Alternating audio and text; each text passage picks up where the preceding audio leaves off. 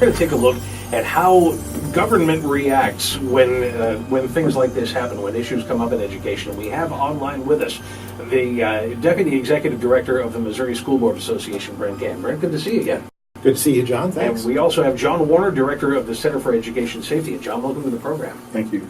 I want to talk first, Brent, about what the Center for Education Safety is and why the Missouri School Board Association commissioned this. Sure, John. Missouri School Boards Association, we're a private not-for-profit organization. We're not a state agency. A lot of people confuse us with the Department of Education in Jeff City, but that's not who we are.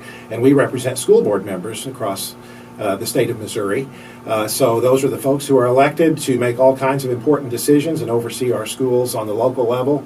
And school safety, of course, is one of their major concerns, making sure our kids have a safe and secure learning environment, because for school boards, student achievement and improving student achievement is the bottom line. And so for kids to learn effectively, they've got to feel comfortable in school, they've got to be safe and secure. So naturally, that's a high priority for our school boards across the state. So we're very proud that we have the Center for Education Safety in Missouri as part of the Missouri School Boards Association and a program that we offer. CES is the only statewide school safety organization in Missouri. It was founded several years ago and serves as a resource for guidance and information for our school districts across the state. We also have some great people like John Warner on staff who are experts in school safety, who share their expertise on a wide variety of topics, do workshops, go into schools and do assessments, which we can talk about, and different things like that. So school safety, of course, is more important than ever in the environment that we're in right now. One thing I do want to mention, John, that I think is really important to point out is that schools remain among the safest places for our kids. And there's no doubt about that. And there was some research that came out just a couple of weeks ago from Northeastern University that showed that our schools today are actually safer, according to their data, are safer today than they were in the 1990s, and that the incidents such as the one in Parkland, Florida, are horrible, and I don't mean to diminish the impact of that whatsoever. Those things are very, it's a horrific situation, and we need to address that at the school level. On the other hand, those sorts of incidents remain exceedingly rare in our schools. Nonetheless, our schools need to be prepared for it. So schools are safe, but safety is a priority, and we've got to ensure our kids have a safe learning environment. Right, it's all about getting towards perfection. Right. So, John, talk a little bit about your part in that and the risk assessments that you do. When you walk into a school, what are you looking for? We try and take as holistic approach as we can. Obviously, we're looking at the what we call hard targeting process. Are there good locks on the doors, and is there good access control?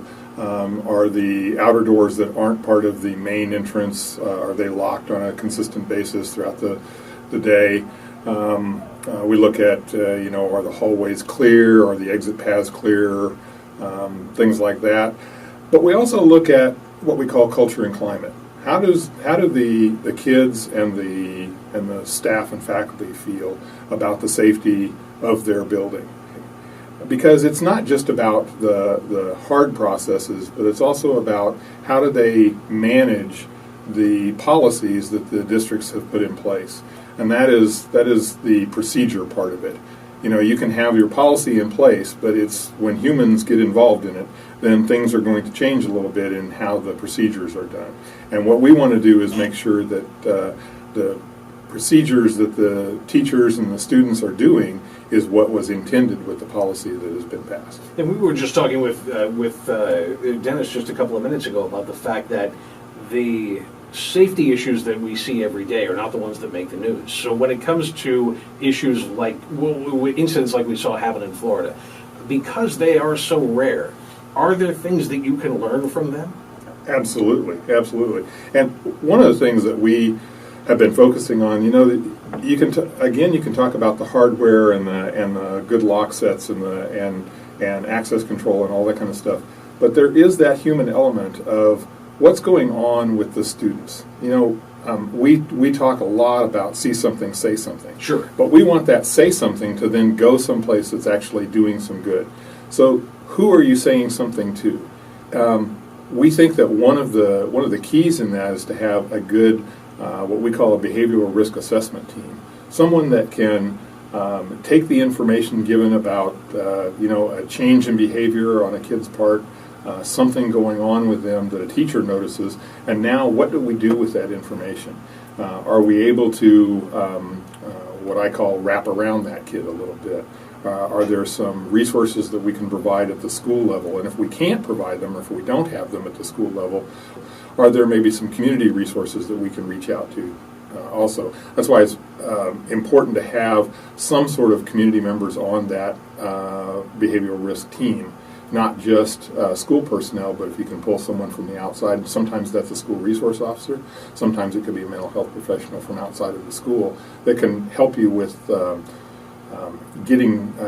walking through the minefield of what different things there are that are available. Because it may be something going on within the school, a bullying issue or something along those lines, but it may be something from the outside. Maybe there's maybe this kid is facing a homeless situation, or maybe there's some changes going on in their home that they're not able to handle very well, and they're bringing that behavior, that antisocial behavior sometimes, into the school building. And we'll be talking in just a little while with a member of the St. Louis County Police Tactical Ops Center. So we'll go into the law enforcement part of this, but in your experience so far, with some of the breakdowns that we saw happen in Florida, do you feel like in Missouri things are different? Do you get the response from law enforcement when it's time to bring them in on a situation? I do.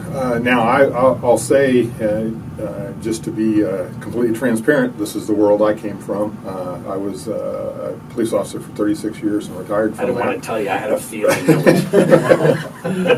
And I also spent 13 years as a school resource officer. I can tell you that a good school resource officer in that position is invaluable for schools. Those are really golden opportunities for schools to be involved with what's going on in their communities at the same time, and it is the SRO's job really to bridge that gap in between.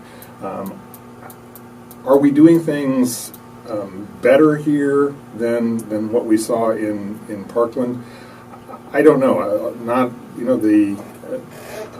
all of the information's not in yet as to exactly what happened there and what went on. What I would hope is that the training that is being provided to school resource officers, and that's by state statute, they have to have a targeted training that specifically deals with being a school resource officer beyond being a police officer.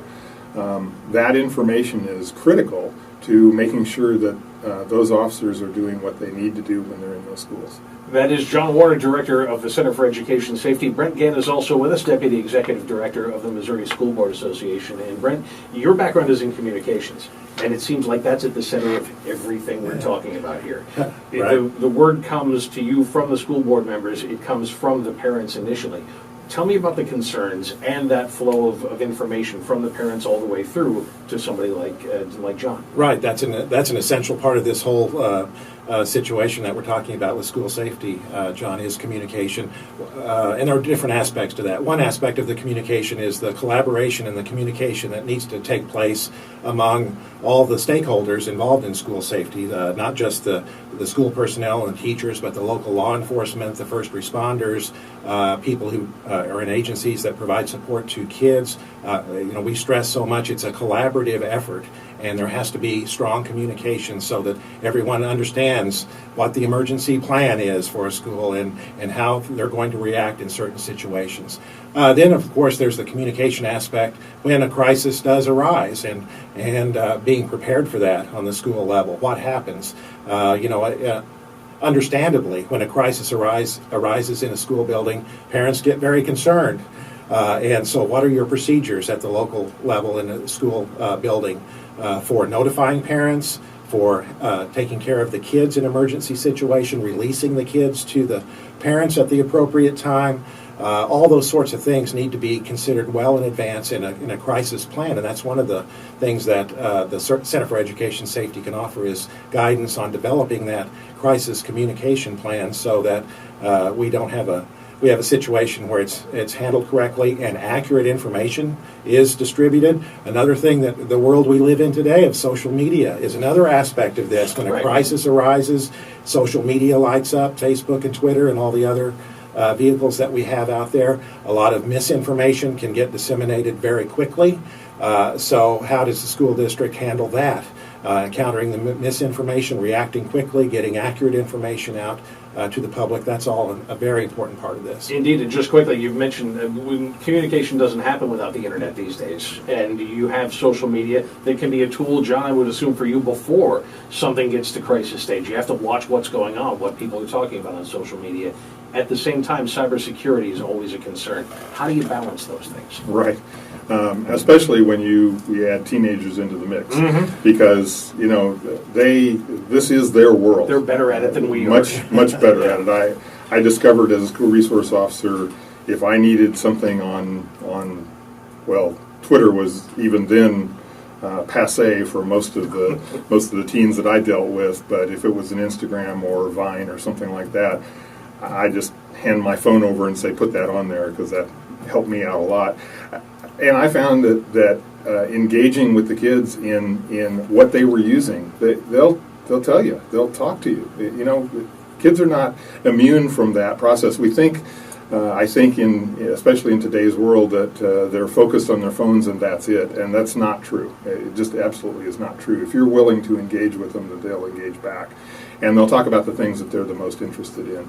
Cybersecurity is a big piece, especially for school districts now. They really have to be have their head in the game when it comes to what is going on with social media, with what their kids are doing, with how they're engaged in it, and how often they're engaged in it.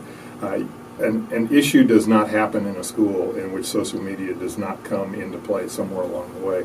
And I found many times, if there was a altercation going on between a couple of students or something like that, it was usually on Instagram before I got there. Yeah, well, it's good to know that you're doing what